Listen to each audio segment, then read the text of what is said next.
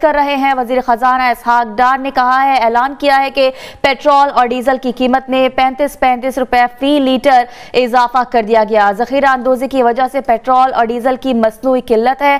Petrol और diesel की कीमतों में इजाफे का ऐलान सामने आया है। पेट्रोल और डीजल की कीमत में 35 रुपए फी लीटर इजाफा कर दिया गया है। आपको बता रहे हैं, वजीर खजाना इसहाक डार ने ऐलान कर दिया है, पेट्रोल और डीजल की कीमत में 35 रुपए इजाफा कर दिया गया। मट्टी के तेल की कीमत में 18 रुपए इजाफा किया गया, जबकि पेट्रोल और डीजल की कीमत में 35 रुपए इजाफा कर दिया गया है। मट्टी के तेल और लाइट डीजल की कीमत में 18 रुपए फी लीटर इजाफा देखने में आया है। पेट्रोल और डीजल की कीमत में 35 रुपए फी लीटर का इजाफा कर दिया गया है। नई कीमतें आज से 11 बजे से मुल्क में लागू होंगी। वफाकी हुकूमत का पेट्रोल डीजल की कीमतों में बड़ा इजाफा सामने आ गया।